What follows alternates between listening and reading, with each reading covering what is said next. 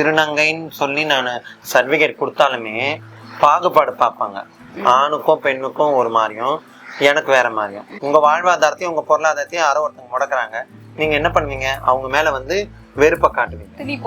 Correct. அதுதான் நாங்க செய்யணும். ஒருத்தவங்களுடைய வாழ்வாதாரத்தையும் பொருளாதாரத்தையும் முடக்கக்கூடிய சமுதாயத்தை நான் எப்படி எதிர்கொள்ள முடியும்? இப்படிதான் எதிர்கொள்ள முடியும். எல்லாம் வாய்க்கிலேயே பேசுறாங்க, நீங்க ஏன் வேலைக்கு போக மாட்டீங்க? கை காலெல்லாம் நல்லா தான் இருக்குது, உனக்கு கை காலை உடஞ்சா போயிடுச்சுன்னு கேக்குறாங்க. திருநங்கை மக்களை வந்து உடனே ஏத்துக்கிறதுக்கும் உடனே அவங்கள வந்து உள்வாங்கி அவங்கள பரிசீலனை பண்றதுக்கும் மக்களுக்கு வந்து எந்த விதமான சப்போர்ட்டிங் பேஸ் கிடையாம அந்த 2015 அமைப்பை ரன் பண்ண உடனே 2016 எங்களுக்கு ஒரு பெரிய சப்போர்ட்டிங் கிடைச்சது. செல்வி ஜெயலலிதா அம்மா கையால 236 திருநங்கைகளுக்கு வீடு வழங்கப்பட்டது. என்னோட முன்னோர்கள் எல்லாருமே ஒண்ணு யாசகம் பண்ணிருப்பாங்க, இல்லைன்னா வந்து பாலியல் தொழில ஈடுபட்டிருப்பாங்க. புழல் ஜெயில் இருக்கு, அந்த ஜெயிலுக்குள்ள ஆண் ஜெயிலையும் பெண் ஜெயிலையும் பெண்களும் ஆண்களும் தான் அதிகமா இருக்காங்க. திருநங்கைகள் எங்க அதிகமா இருக்காங்க?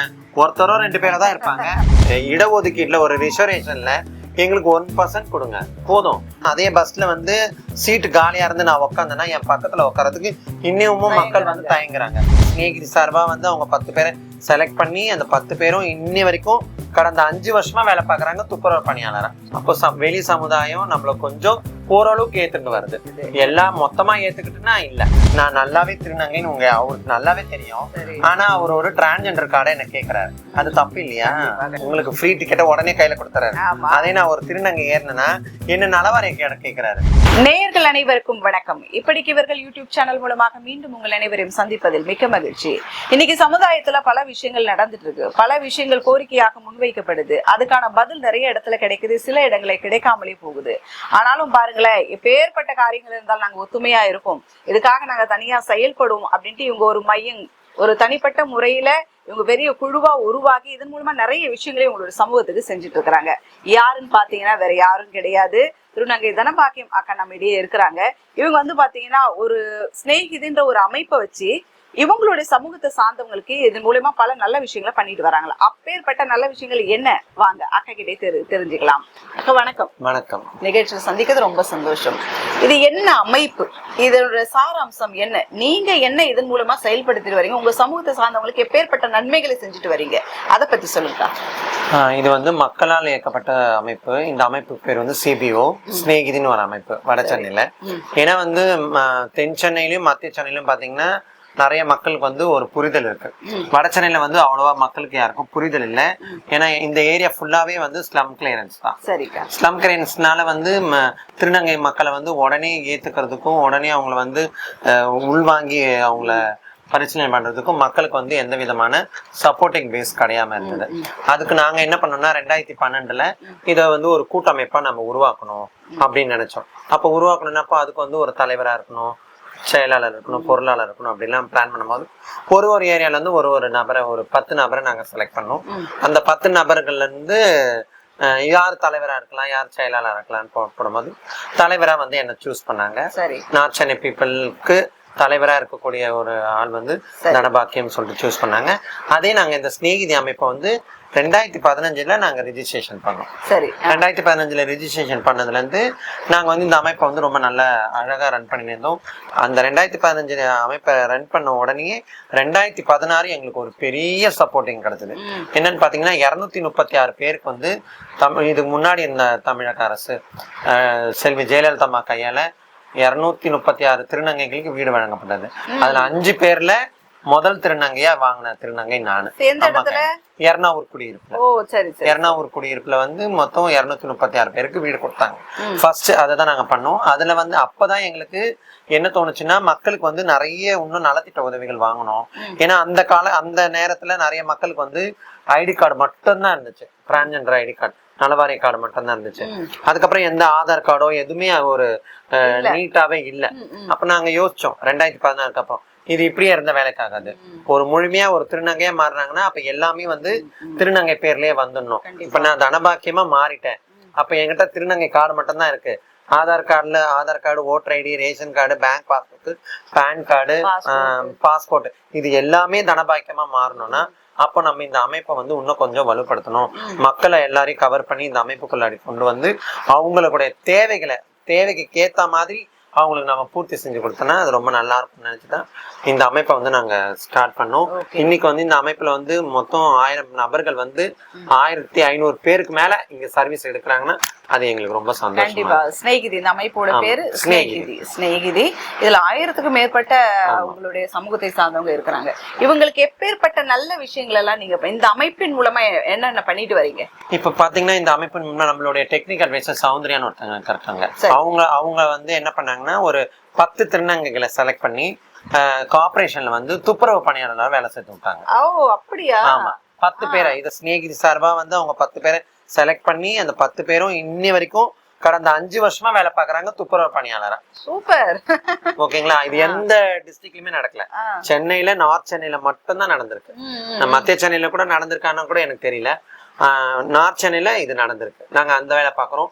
அது மட்டும் இல்லாம இதே நார்த் சென்னையில நம்மளோட புது வண்ணாரப்பேட்டை ரயில்வே ஸ்டேஷன் இருக்கு, மெட்ரோ ரயில். அங்க 13 திருநங்கைகளும் 13 பேரு, மொத்தமே கம்யூனிட்டி மட்டும்தான், திருநங்கைகளும் சேர்ந்து ட்ரெயின் டிக்கெட் கொடுக்கறது, ட்ரெயின் வந்து மெட்ரோக்குள்ள வேலை பாக்குறாங்க. அந்த 13 நாங்க ஏற்படுத்திருக்கோம். அது தோழி அமைப்பு கொஞ்சம் எங்களுக்கு சப்போர்ட் பண்ணாங்க. அவங்களும் இத நாங்க பண்ணிருக்கோம். இதெல்லாமே நாங்க சக்சஸா சொல்லுவோம். கண்டிப்பா. ஒரு கார்பரேஷனுக்குள்ள ஒருத்தவங்க வேலையில இருக்கிறாங்க துப்புரவு தொழிலாளரா, ஒரு மெட்ரோ ஸ்டேஷனுக்குள்ள ஒருத்தங்க உங்க ஆட்கள் இருக்கிறாங்கன்னும் போது அது ஏன்னா நான் மெட்ரோ ஏறி போகும்போது எங்க வந்து பக்கத்துல இருக்கவங்களாம் சொன்னாங்க, மேடம் உங்களை மாதிரியே ஒருத்தங்க அங்க ஒர்க் பண்றாங்க மேடம், நாங்க தாங்க சேர்த்து. எனக்கு ஒரு சந்தோஷமா இருக்கும். என் பொண்ணுதான், என் மருமக தான், அதெல்லாம் சொல்லும் போது எனக்கு ரொம்ப சந்தோஷமா இருக்கும். அப்ப நம்மளால வந்து இன்னைக்கு வேலை செய்யறாங்க. அப்போ வெளி சமுதாயம் நம்மள கொஞ்சம் ஓரளவுக்கு ஏத்துட்டு வருது. எல்லாம் மொத்தமா ஏத்துக்கிட்டுனா இல்ல, ஓரளவுக்கு ஏத்துட்டு வருது. கண்டிப்பா. அப்ப வந்து உங்களுடைய பார்வையில இன்னும் சமூகத்துக்குள்ளான முழு ஈடுபாடோட நாங்க இல்ல அப்படின்னு சொல்ல வரீங்களா?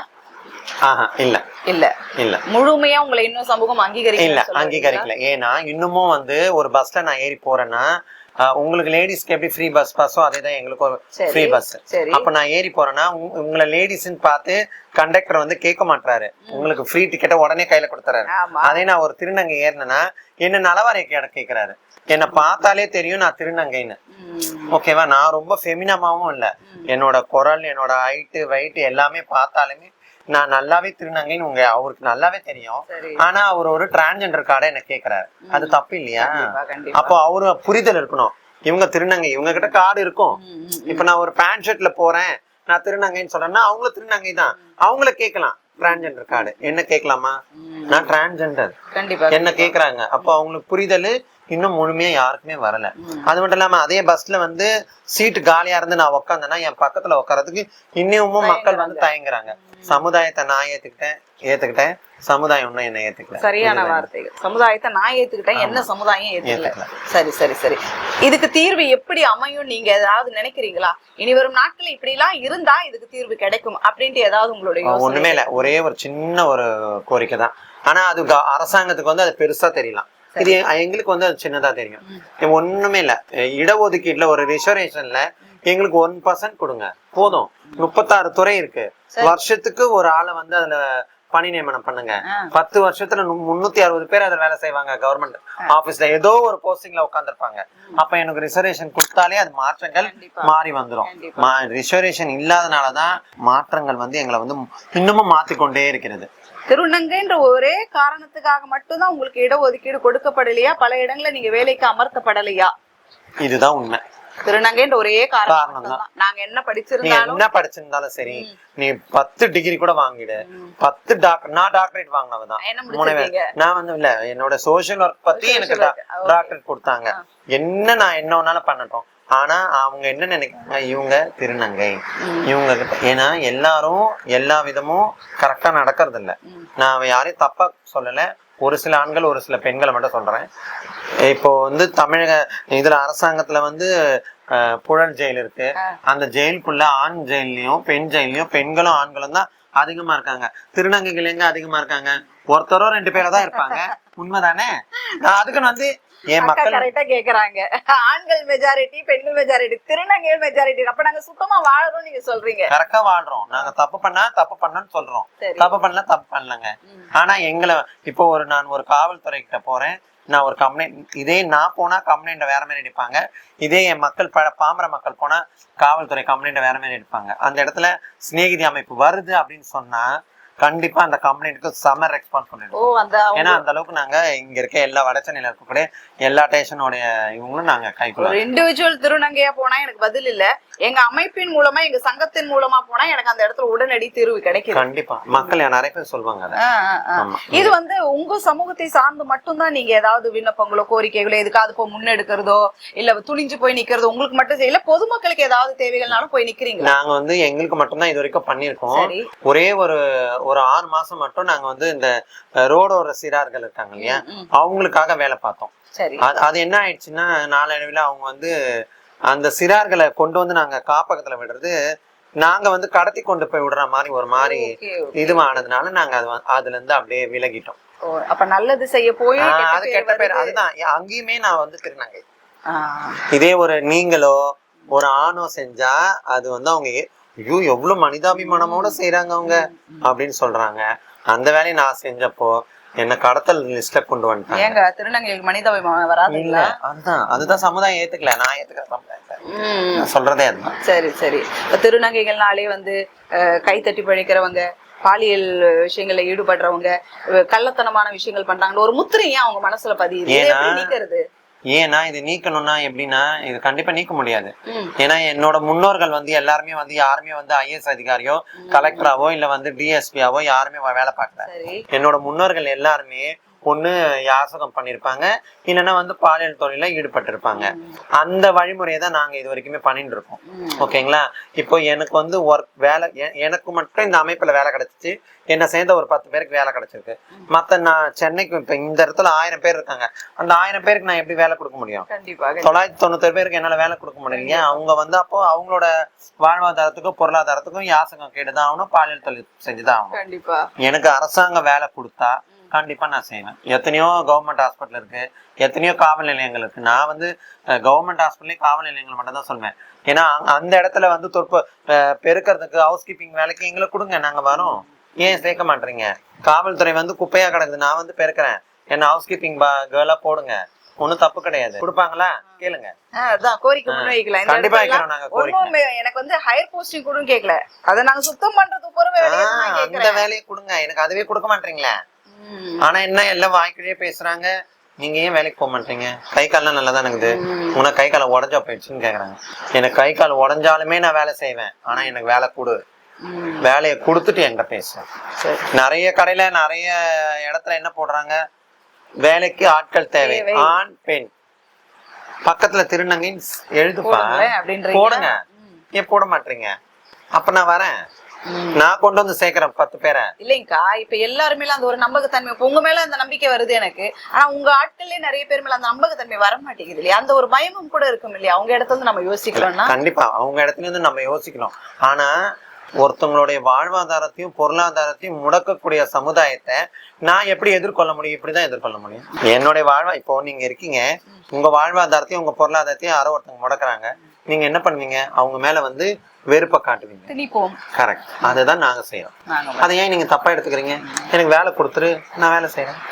கண்டிப்பா நான் வேலை செய்யறேன். இப்படியே போயிட்டே இருந்தா திருநங்கைகளோட இனி வரும் நாட்கள்ல கூட இன்னும் எந்த நூற்றாண்டுல நம்ம இருக்கிறோம், எவ்வளவு டெக்னாலஜி முன்னேறிடுச்சு, தொழில்நுட்பம் வளர்ந்துருச்சு, இன்னமும் அதையே பேசிக்கிட்டு இருந்தோம்னா இதுக்கு எப்பதான் தீர்வு? தீர்வு வந்து சமுதாயம் தான் மாறணும், நான் மாற வேணாம். சமுதாயம் மாறினாலே போதும். அது மட்டும் இல்லாம இப்ப வளரும் ஜெனரேஷன், இப்ப எங்களுக்கு பின்னாடி வர ஜெனரேஷன், அடுத்த தலைமுறை எல்லாருமே நான் என்ன பண்றேன்னா, நான் படிக்காத படிப்பை, நான் போக முடியாத ஒரு கல்லூரி வாழ்க்கைய என் திருநங்கை மக்களுக்கு வேணும், கண்டிப்பா கொடுத்தே ஆகணும். கண்டிப்பா நீ காலேஜ் போய் ஆகணும், எப்படிப்பட்டா அவங்கள சேர்த்து விடுறேன் அப்படின்னு இந்த வாட்டி கூட 5 பேரை நான் சேர்த்து. அப்படி காலேஜ்ல நீங்க சேர்த்து விட்டுருக்கீங்க? எந்தெந்த காலேஜ்? நந்தன மார்ட்ஸ், சரி, குயின் மேரிஸ், காகிதம் இல்ல, அப்புறம் வந்து லாயலா காலேஜ். ஓகே, இதெல்லாம் சேர்த்து பெரிய பெரிய காலேஜ் சேர்த்திருக்கீங்க. இவங்க எல்லாம் முழுமையா அறுவை சிகிச்சை பண்ணிட்டு போனவங்க தான். அது ஒரே ஒரு திருநங்கை மட்டும் தான் அறுவை சிகிச்சை பண்ணல, மீதி 4 பேருமே அறுவை சிகிச்சை. இப்போ நீங்க இந்த மாதிரி வேலைக்கு போற இடத்துலயோ இல்ல படிக்கிற இடத்துலயோ இந்த சர்டிபிகேட் கேக்குறாங்களா? நீங்க ஆபரேஷன் பண்ணிருக்கீங்களா? அது மெஜாரிட்டி கொடுக்குறாங்களா? கேக்குறாங்களா? அப்படி கேட்டா மட்டும் தான் அக்செப்ட் பண்ணிக்கிறாங்களா, இல்லனா நிராகரிக்கப்படுறீங்களா? இல்ல அது எப்படின்னா, இப்போ திருநங்கைன்னு சொல்லி நான் சர்டிபிகேட் கொடுத்தாலுமே பாகுபாடு பார்ப்பாங்க. ஆணுக்கும் பெண்ணுக்கும் ஒரு மாதிரியும், எனக்கு வேற மாதிரியும். நான் உண்மைக்கு ஓபன் ஸ்டேட்மெண்ட் கொடுக்கணும்னா, நான் ஆபரேஷன் பண்ணிடுறேன், என்னால 1 பாத்ரூம் அடக்க முடியாது, அடக்கவே முடியாது. 1 பாத்ரூம் வந்தா நான் உடனே போயிடணும். சரி, ஓகேங்களா? அதை அடக்கிட்டேன்னா எனக்கு வேற மாதிரி ஆயிடும். ஆனா அந்த நேரத்துல ஒண்ணுக்கு இன்னும் ஓயாம ஒண்ணுக்கு போறீங்க, இன்னும் ஓயாம வெளியே வந்துடுறீங்க அப்படின்னு ஒரு மாதிரி நம்மள தப்பா பண்ணி அந்த இடத்துல நம்மள வந்து இது பண்றாங்க. இவங்க இது இல்ல போயிட்டு வந்துட்டு பண்றாங்க இது மாதிரி சொல்றாங்க. ஆனா உள் ரீதியா உடல் ரீதியான உங்களுக்கு இருக்கக்கூடிய பிரச்சனைகள் அவங்களுக்கு தெரிய வரல அப்படின்னு சொல்ல வரீங்க. மெயின் அந்த திருநம்பிகள் கூட ரொம்ப பாவம். நான் அவங்களுக்குமே பேசணும். ஏன்னா நாங்க வெளியே வந்துட்டோம், இப்பதான் அவங்க வெளியே வராங்க. பெண்ணில இருந்து ஆனா மாறி வராங்க இல்லையா, அவங்க ரொம்ப பாவம். ஒரு வெளியே வந்துட்டாங்கன்னா அவங்க ரெஸ்ட் ரூமை அடக்கி வச்சுக்கிட்டு காலையில வந்தவங்க ரெஸ்ட் ரூம் அடக்கி வச்சு சாயந்தரம் வீட்டுக்கு போற வரைக்குமே அவங்களால ரெஸ்ட் ரூம் எங்கேயுமே போக முடியாம வீட்டுக்கு போய் போறாங்க. அப்ப எவ்வளோ யூரின் இன்ஃபெக்ஷன் ஆகும். அப்ப இதெல்லாமே மக்கள் வந்து புரிஞ்சுக்கணும், ஏத்துக்கணும். ஒரு ஆண் உடையில இருக்கக்கூடிய ஒரு திருநம்பி ஆண்னுடைய பாத்ரூம்ல போனா அவன் நின்றுட்டு போறானா உக்காந்துன்னு போறானா அதை நீ பார்க்காதப்பா. நீ பாத்ரூம் போயிட்டு போ, உன் வேலை என்னமோ அது பார்த்துட்டு போ, அதை நீ பார்க்க வேணாம். வட சென்னையில வந்து நிறைய திருநங்கைகள் பேரண்ட்ஸோடைய அரவணைப்புல தான் இருப்பாங்க. இப்ப 4.5 வருஷம் ஆகுது. இது வரைக்கும் வந்து தமிழக அரசு வந்து திருநங்கைகளுக்கான இடஒதுக்கீடு வீடு ஏதாச்சும் கொடுத்தாங்களான்னு பார்த்தா எங்குமே வீடு கொடுக்கல இது வரைக்கும். நீதி அமைப்புக்கு வந்தா கண்டிப்பா எங்களால முடிஞ்ச அனைத்து உதவிகளும் நாங்க செய்வோம். நான் இந்த அளவுக்கு இன்னைக்கு தலைவரா இருக்கிறேன், என்னையவே வந்து ஒரு சில டைம்ல வந்து ஹராஸ்மெண்ட் பண்றதுக்குலாம் ஆள் இருக்காங்க, இல்லாமலாம் இல்ல.